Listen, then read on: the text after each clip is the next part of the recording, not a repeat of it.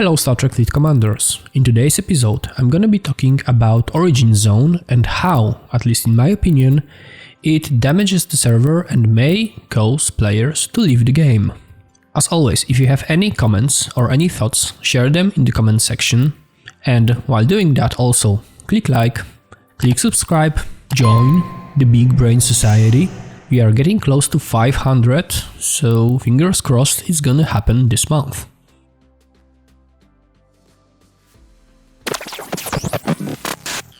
The Origin Zone, the Sector Zone, the Takeover Zone, call it as you want.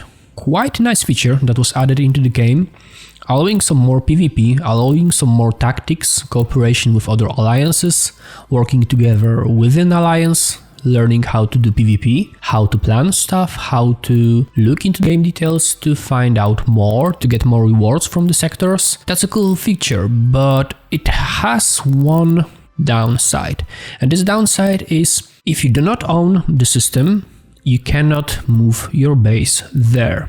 Of course, there are other rules. So for example, if you owned the particular system and it was taken by other alliance, you cannot put your shield when it wears off. You have to move your base outside. But the problem with moving your base to the system which is not owned by your alliance, why it is an issue? Right now on our server, I made some search and you can see it somewhere in the background. I wrote down some numbers, I traced some bases, and this is pretty interesting. There are multiple players whose bases are hidden in their zones, and just because nobody cannot dock next to them, they do not even have a shield when they are offline. And they are offline most of the time. So for example, if players' power or number of enemies killed or damage done to hostiles or damage done to players or alliance help sent does not change for a day or two, that player is pretty much offline and he does not have a shield, and at the same time he, for example, has 1 billion par steel. Now, why this is an issue?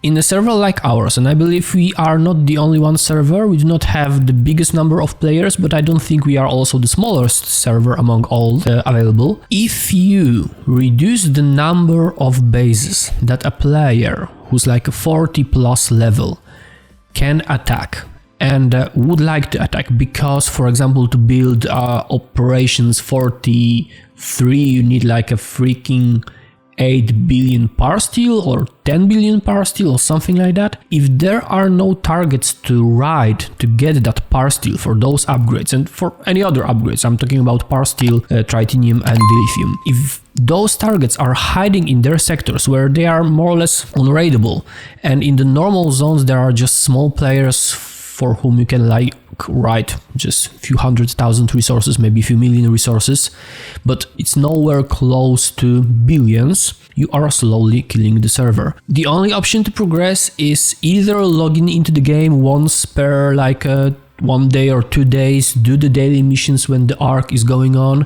to get the daily rewards and to get materials from that point, or spend a lot of money on packs. And I mean a lot of money on packs because like when you are above 40, it's not like you can spend $100 and get one upgrade. You probably need to buy like 1, 2, sometimes 3 packs to upgrade one station element.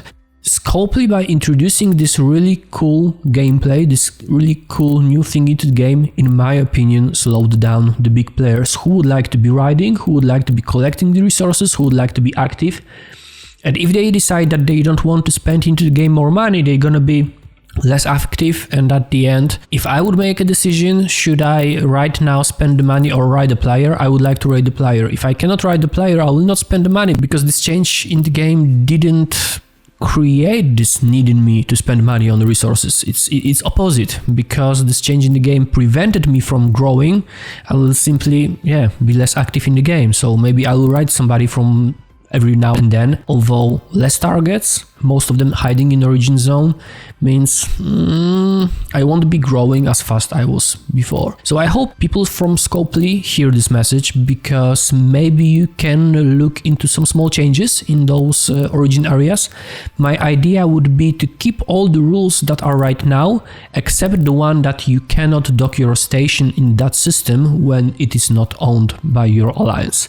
I would allow other bases to dock there, because that would include more PvP, of course, you would not be able to use your shield, so others could attack your base while you are riding somebody else. But at the same time, you could find those places where there are not many enemies, there are not many bases, and you could still ride some people, and at the end get the resources you need to grow as a player, to grow your base, to get new upgrades, to get new ops levels, and get access to new stuff. Okay, I would like to ask you, when you are watching this as a player, what do you think? What's your opinion on that idea? What's your opinion on the Origin Zone? Do you like it, or maybe also see some downsides of it? Let me know in the comment section. I know that Scopely employees are reading those messages, they are watching those videos, so maybe they're gonna find out some interesting thing inside, so please be active, that will help if you want to see some change. Of course, if you like the content, as always, click like, click subscribe, join the Big Brain Society.